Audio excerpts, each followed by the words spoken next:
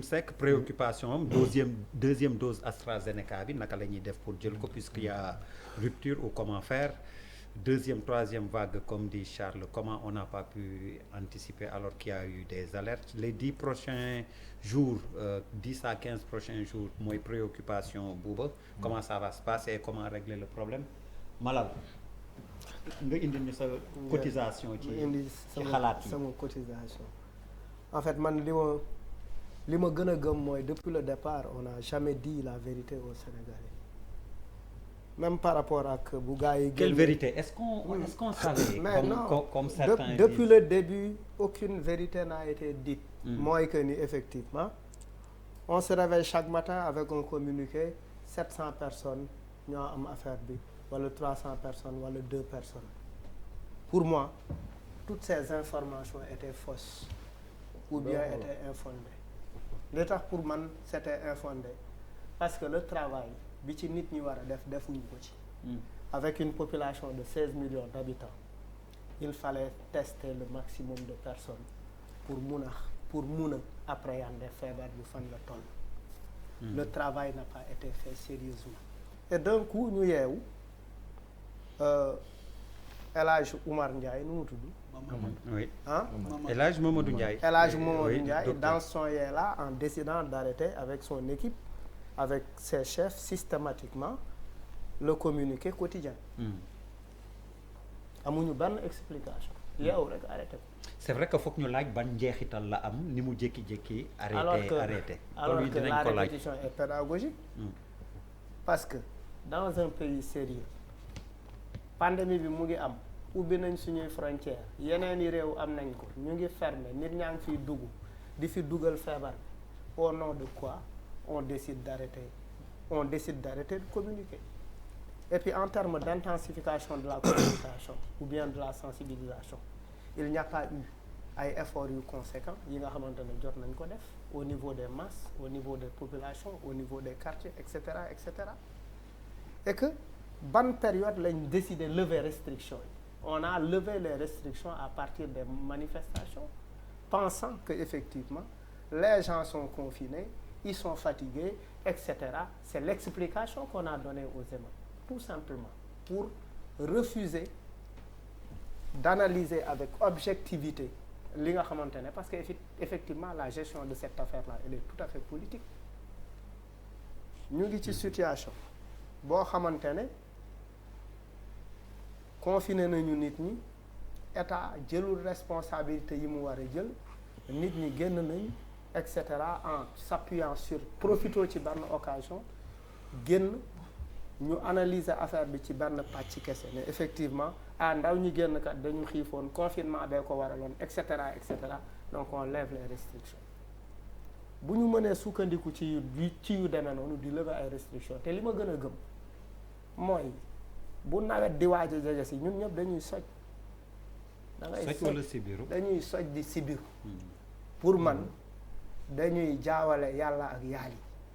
pour man ci biir affaire bi il y a un peu d'exagération il y a un peu de sic il y a un peu de peur am na loo xamante ne bu nawet jege see ñun ñëpp sa baat day metti ngay soj man par exemple man 365 jours sur 365 jours damay soj sama baat di métti.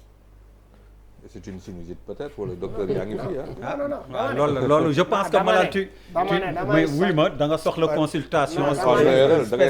ba pare li ngay wax ni wékkuloo ko fen parce que démb am na ko toog fii ne période bii du période grippe. non demuma et même à la télé Khadijatou je n'irai pas à Diallo Mbaye l'hôpital su ma juumul docteur. je n'irai pas à l'hôpital tu sais pourquoi je n'irai pas à l'hôpital parce que yenn saa yi da ngay dem hôpital ñu ne la dara dalu la nga dem ci benn hôpital bi ne la da nga corona nga dem ci bii ne la corona. mais le médecin c'est pas une raison. non c'est-à-dire déedéet jaxase wu ma xel c'est-à-dire non jaxase wu ma xel yi li ma bugg a xam mooy.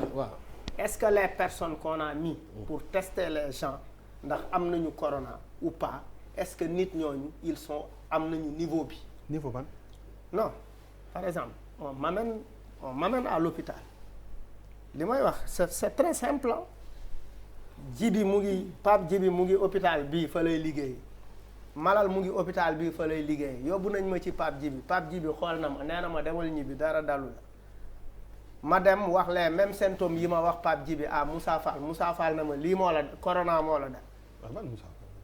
Malal li nga wax non li may wax. alors Malal justement mu kii ba pare dafa leerul sax. non Malal juste pour préciser li nga doon wax docteur bi démb j'ai suivi le reportage de Fatou Kiné moo doon wax effectivement qu'on n'est pas en période de grippe saisonnière. ba pare du loolu. moom mënuñu le préciser. ba pare ay docteur mënuñu toog fii. yow nga gën leen xam li ñuy wax laaj leen question bi. waaw mais non parce que ce que tu es en train de dire c'est du n'importe quoi. même si je dis des conneries. waaw c'est des conneries que tu es en train dans un de pays on doit écouter tout le monde. non dans du brainstorming. Je suis d'accord. mais bu ñu neexee ñu bañ a d'accord ak moom c'est du n'importe quoi. non waxuma la nga d'accord. oui. Moi je ne suis pas dans une campagne électorale. pour demander non man waxu campagne. Je suis d'accord avec toi voilà. campagne ñu ma. moi je donne mon point de vue. da ngay campagne kay. c'est-à-dire fii gars yi. da ngay campagne. Kaolack ngeen bëgg ak Guédiawaye. non Kaolack moom jël nañ ko ba. waaw da ngeen campagne. fu mu ne ci campagne ngeen ne attention. yaa ngi ci campagne de ci campagne nga ne. indirectement mais yaa ko fi wax ah déet yow yaa ngi campagne yaa ngi feeñ de mooy maire Kaolack bu loolu Kaolack yéen a ko bëgg déet ma ne ko mi ngi feeñ waxi campagne moom bu ko fi wax non Fadel moo bëgg Kaolack déedéet benn la rek et il est un excellent profil waaw gis nga yaa ngi campagne Malal dellu sil ci affaire bi yaa ma fa dugal Malal ayca on déet turu la yaa ko turu il est un technicien en communication nekkatu leen sañoo yàgg il est un excellent boy yow géeyee nga Boubacar, c'est toi qui as fait le job aujourd'hui.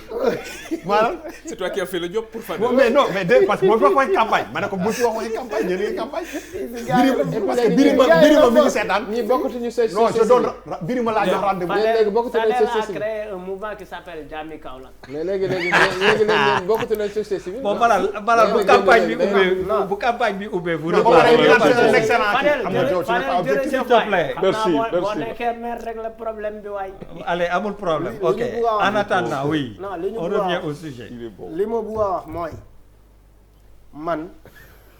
pour man dañu manqué cohérence dans la démarche depuis le début mooy li ñu dal nii tey parce que quand même jàpp naa ne communiqué bi mu doon def lu mu tuuti lu am solo la et moi j'ai pas compris pourquoi systématiquement ñu yeewu arrêté ko et je n'ai pas compris man musuma dégg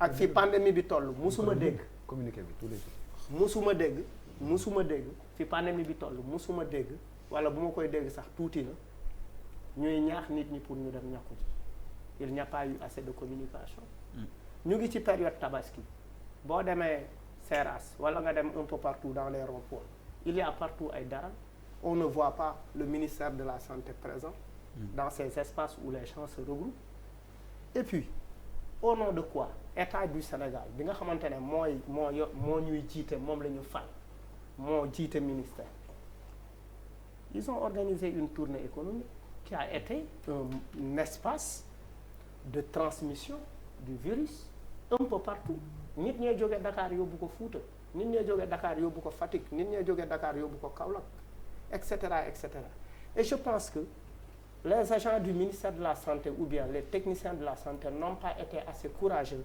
pour dire à l'État danger bi nga xamante ne moo nekk ci biir affaire bi pour man buñ ko waxee woon fulla ak fayda ci li nekk ci affaire bi ak affaire bi jeexagul et cetera l'État xëy na dina mën a taxaw jël ay dispositions xool sax nu muy organiser ay tournées économiques am wala sax bu loolu amul bu ñu waxee état déggu leen ñenn si ñoom responsabilité bi ñu am mooy wax nañ ni par rapport ak ni ñu gisee virus bi muy doxee nii variant delta wax nañu ak gouvernement bi lii ak lii defu ko man personnellement maa ngi tudd Ali Ndiaye je rends ma démission parce que l'état n'est pas conscient du danger mais ça c'est pas fait noonu nag la war a demee et je pense que à tous les niveaux les gens ont failli que ça soit du côté des populations mais que ça soit en grande partie du côté de l'État affaire bi dañu bàyyi seen loxo et que jamono jii nii gëm naa ni li fi am